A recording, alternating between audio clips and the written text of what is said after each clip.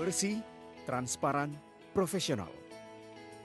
Hal ini yang membuat Insinyur Basuki Cahayapurnama atau yang lebih dikenal sebagai Ahok dinobatkan sebagai tokoh anti korupsi oleh penyelenggara negara.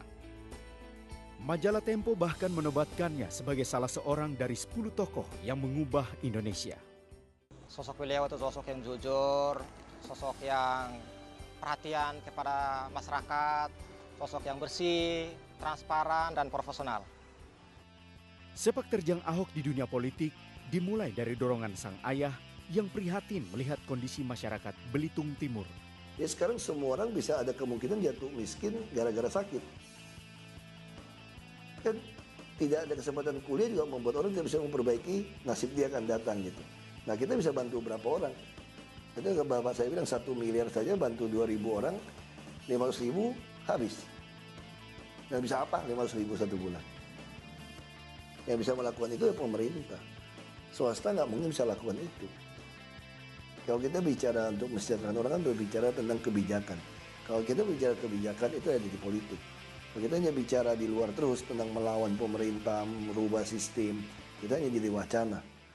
Tekadnya mengubah nasib rakyat menghantarkan Ahok menjadi anggota DPRD Belitung Timur tahun 2004. Dan pada tahun 2005, ia pun dilantik menjadi Bupati Belitung Timur. Saya tidak terima 1 sen pun dari siapapun. Yang ada jatah-jatah bupati saya potong. Makanya saya bisa dapatkan anggaran yang cukup untuk lakukan yang lebih kita prioritaskan. Lalu saya transparan, rakyat bisa tahu kita punya dana berapa, bantuan berapa. Saya punya uang makan berapa, Anda bisa tahu.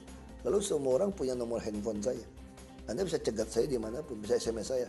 Soal saya balasnya 24 jam ya harap maklum, karena Anda mau saya balas sendiri kan. Prinsip-prinsip apa yang membuat Ahok tetap mampu menjaga integritas? Orang juga akan respect selama kamu tidak munafik.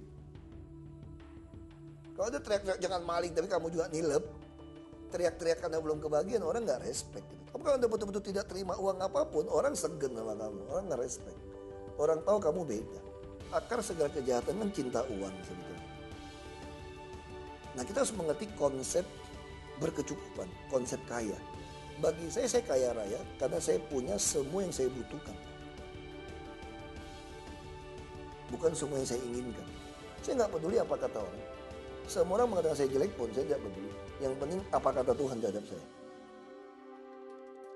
Semua manusia bisa jatuh dalam dosa. Jadi persoalan sekarang bagaimana Anda jatuh berbalik. Nah kita perlu ngomong sama nurani kita. Nurani kita ya dimurnikan oleh firman Tuhan. Ya saya anggap Yesus Tuhan, ya saya ngomong sama Tuhan. Ya saya curhat. Seperti Nabi Musa lakukan. Muka dengan muka ngomong dengan Tuhan seperti seorang teman. Ya saya masih curhat. Pikiran saya seperti ini. Cek hati saya seperti apa. Kalau enggak saya juga bisa nggak tahan. Mana ada manusia yang nggak ada salah. Nggak ada manusia yang beres kok. Kalau ada manusia yang beres nggak usah Tuhan mati saja. Bahwa saya bisa hari ini karena kasih karunia Tuhan. Bukan karena kelebihan saya. Karena Tuhan memilih. Saya dipilih Tuhan, semua dalam pemeliharaan Tuhan. Kalau Tuhan memilih saya, yang memberikan hati saya tidak ada rasa takut akan miskin, takut akan hidup. Lalu yang keempat, saya punya kebutuhan dipenuhi oleh Tuhan. Itu dasarnya yang saya tahu. Makanya saya bertahan karena itu. Apa pesan Anda bagi generasi muda yang terjun ke dunia politik? Kasih Tuhan Allahmu tadi, dan kasih sesama manusia seperti dirimu sendiri. Itu aja, 2 hukum itu dasarnya gitu.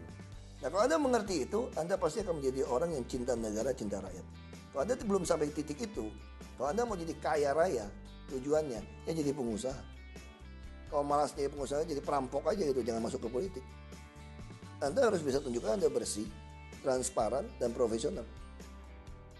Jadi semua anak muda harus berpikiran seperti itu. Bahwa Anda kaya ketika Anda punya semua yang dibutuhkan. Anda harus kerja keras. Tidak bisa menipu orang dengan bukti bersih tadi kan.